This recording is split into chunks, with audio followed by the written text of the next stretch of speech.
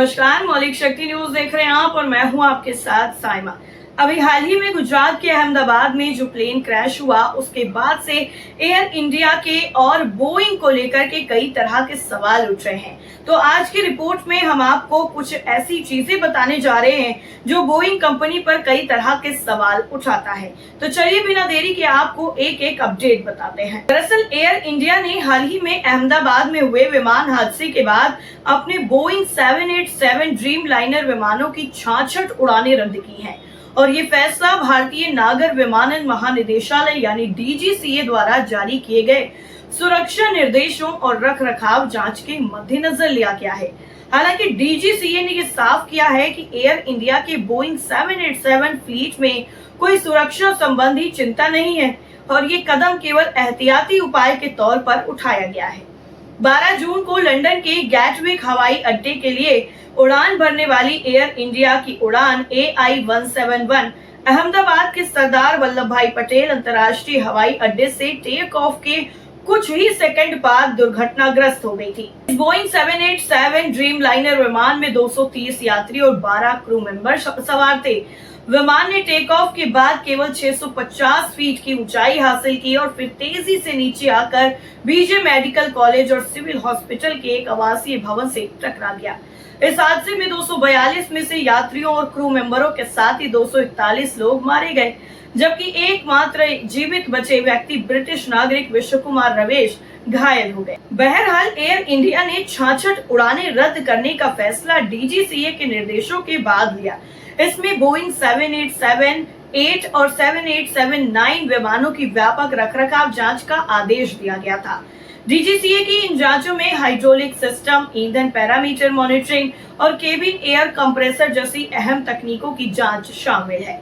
Media reports में सूत्रों के हवाले से ये कहा गया है कि इन उड़ानों को रद्द किए जाने का असर मुख्य रूप से लंदन, पेरिस, वियना और दुबई जैसे अंतर्राष्ट्रीय मार्गों पर पड़ा है।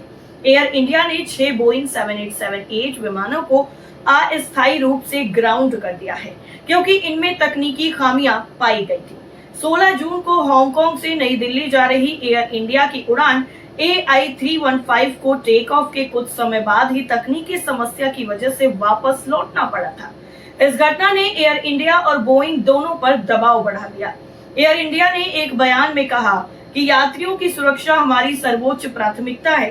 डीजीसीए के निर्देशों का पालन करते हुए हम अपने बोइंग 787 फ्लीट की गहन जांच कर रहे हैं। प्रभावित यात्रियों के लिए वैकल्पिक व्यवस्था की जा रही है और हम असुविधा के लिए खेद व्यक्त करते हैं। आपको बता दें कि डीजीसीए ने साफ किया है कि बोइंग 787 ड्रीम लाइनर विमानों के मॉडल में कोई अंतर्निहित खराबी नहीं पाई गई है।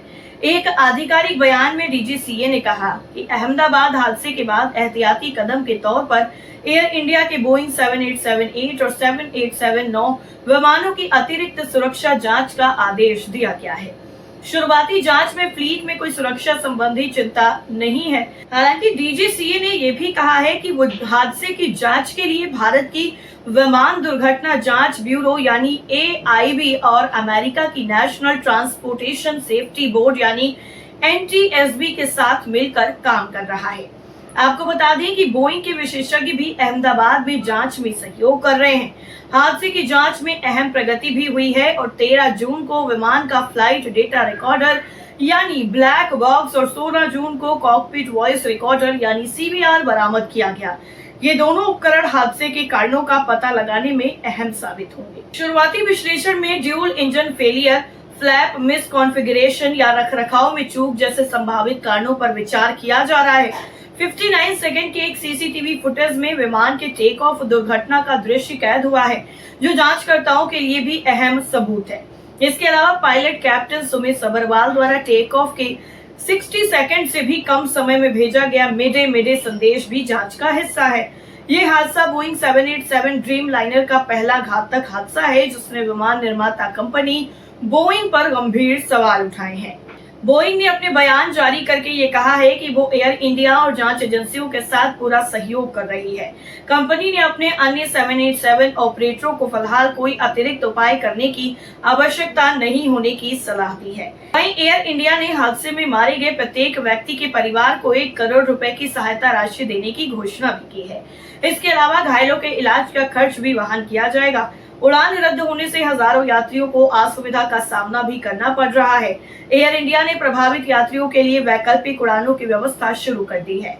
दिल्ली और मुंबई से अहमदाबाद के लिए 2 राहत उड़ानें भी संचालित की गई हैं ताकि पीड़ितों के परिजनों और एयर इंडिया कर्मचारियों को सहायता प्रदान की जा सके। वैसे आपको बता दें कि अहमदाबाद हादसा भारत के नागर विमानन इतिहास की सबसे भीषण त्रासदियों में से एक है। हालांकि डीजीसीए ने बोइंग 787 फ्लीट को सुरक्षित बताया है, लेकिन एयर इंडिया के इस एहतियाती कदम ने यात्रियों के बीच में विश्वास बहाल करने की कोशिश की है। जांच के नतीजे आने तक सभी के निगाहें ब्लैक बॉक्स के विश्लेषण और जांच एजेंसियों की अंतिम रिपोर्ट पर टिकी हुई है। वहीं दूसरी तरफ बोइंग कंपनी जो है वो पेरिस नहीं जा रही है। वो क्यों? क्योंकि अभी हाल ही में ये जो इतिहास का सबसे भीषण प्लेन क्रैश हुआ है, एयर इंडिया का विमान Boeing Dreamliner 787 take off करते वक्त दुर्घटनाग्रस्त हो गया और इसमें 200 से ज्यादा लोगों की जान चली गई।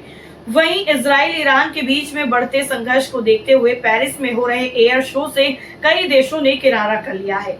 इन सब वजहों से पेरिस एयर शो पर बुरा असर भी पड़ेगा और ये एयर शो दुनिया के सबसे बड़े आयोजनों में से एक है।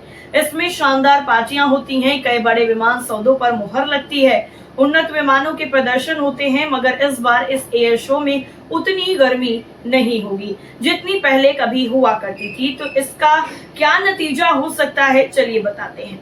दरअसल पेरिस शो में 800 से ज्यादा विमानों का सौदा होने की बात कही जा रही थी। 2025 का पेरिस एयर शो 16 से 22 जून तक पेरिस के पास ले बोर्गेट हवाई क्षेत्र में होगा। इसमें 48 देशों के लगभग 2500 प्रदर्शक भाग लेंगे। उम्मीद है कि 3 लाख से ज्यादा लोग इसे देखने आएंगे और माना जा रहा है कि इस एयर शो में 800 से ज्यादा नागरिक विमानों के सौदे हो सकते हैं। इसके अलावा सैन्य हथियार प्रणालियों के लिए भी अरबों डॉलर के समझौते होने की संभावना है। हालांकि इसमें बोइंग के विमानों की डील पर असर पड़ने की भी आशंका है, क्योंकि बोइंग के विमानों में इंजन फेल होने, बैटरी में शॉर्ट सर्किट होने जैसी समस्याएं पाई जा चुकी हैं। हालांकि कंपनी का दावा है कि उसके विमान बेहद ही सेफ हैं, लेकिन कितना सेफ हैं, ये तो अहमदाबाद में हुए इस प्लेन क्रैश से साबित हो रहा है। आपका क्या मानना है इस पूरी रिपोर्ट को लेकर, कमेंट करके जरूर बताइए। फिलहाल के लिए इतना ही। बाकी खबरों के लिए आप जुड़े रहिए मौलिक शक्ति न्यूज के साथ। नमस्कार।